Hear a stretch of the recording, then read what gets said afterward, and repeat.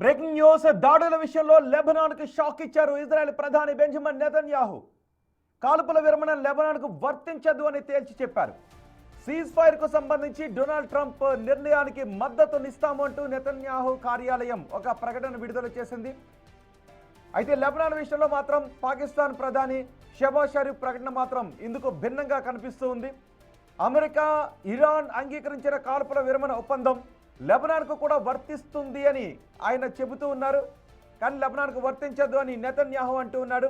ఈ నేపథ్యంలో ఏం జరగబోతోంది, ఎల్లుండి చర్చలు సానుకూలంగా జరుగుతాయా లేదా అనే అనిశ్చితి కనిపిస్తుంది. ప్రస్తుతానికి స్టాక్ మార్కెట్ల రియాక్షన్ చూస్తుంటే ప్రపంచ దేశాలు మాత్రం సానుకూలంగా చర్చలు జరిగే అవకాశం ఉంటుంది అనే అభిప్రాయాన్ని వ్యక్తం చేస్తున్నాయి. అదే సమయంలో హర్మూజ్ జలసంధిని ఇరాన్ తిరిగి తెరవడం, 2 వారాల కాల్పుల విరమణకు సంబంధించి ట్రంప్ నిర్ణయానికి మద్దతునిస్తున్నట్టు నెతన్యాహు ప్రకటించారు. దీంతో పాటు ఇరాన్ అణు క్షిపణి ఉగ్రవాదం నుంచి ప్రపంచానికి ముప్పు కలగకుండా అమెరికా చేస్తున్న ప్రయత్నాలను సమర్థిస్తున్నట్టుగా చెప్పారు.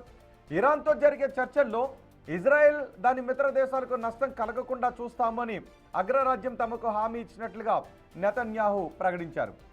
అయితే లెబనాన్పై ఇజ్రాయెల్ ఇప్పటికీ విరుచుకుపడుతూనే ఉంది. దక్షిణ లెబనాన్లోని పలు సిటీలను టార్గెట్గా చేసుకొని ఐడిఎఫ్ దాడులు చేస్తోంది.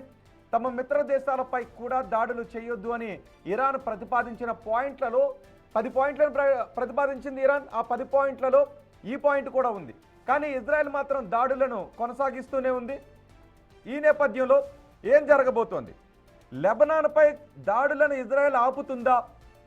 అమెరికా అంటున్నట్టుగా యురేనియం శుద్ధిని ఆపేయడానికి ఇరాన్ అంగీకరిస్తుందా?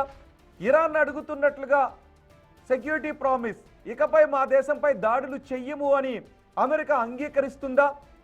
ఇరాన్లో ఉన్న ఈ శుద్ధి చేసిన యురేనియాన్ని అమెరికాకు ఇరాన్ అప్పగిస్తుందా? ఇవన్నీ కూడా ముడిపడి ఉన్న పాయింట్. ఒక్క హర్మూజ్, నిజానికి యుద్ధం అటు తిరిగి హర్మూజ్ దగ్గర ముడిపడి ఉంది. ఎందుకంటే హర్మూజ్ విషయంలో ప్రపంచ దేశాలకు, అన్ని దేశాలకు ఇబ్బందులు కలుగుతున్నాయి. ఇక్కడ హర్మూజ్ అనేది లేకపోతే యురేనియం ఒకటే పాయింట్గా ఉండేది. యుద్ధం కారణంగా ప్రపంచ దేశాలు ఇబ్బందులు పడి ఉండేది కాదు. కానీ ఇప్పుడు హర్మూజ్ని వ్యూహాత్మకంగా ఇరాన్ ఆపేయడంతో ప్రపంచ దేశాలు, యుద్ధంతో సంబంధం లేని దేశాలు అల్లాడాల్సిన పరిస్థితి వస్తుంది. అందుకే హర్మూజ్ను తెరిపించాల్సిన బాధ్యత, పనిని అమెరికా తన భుజాల మీద వేసుకోవాల్సి వచ్చింది. అందుకే ఇప్పుడు హర్మూజ్ను తెరవడం, అది టోల్ ఫ్రీగా తెలుస్తారా, లేదు టోల్ వసూలు చేస్తూ హర్మూజ్ను తెరుస్తారా?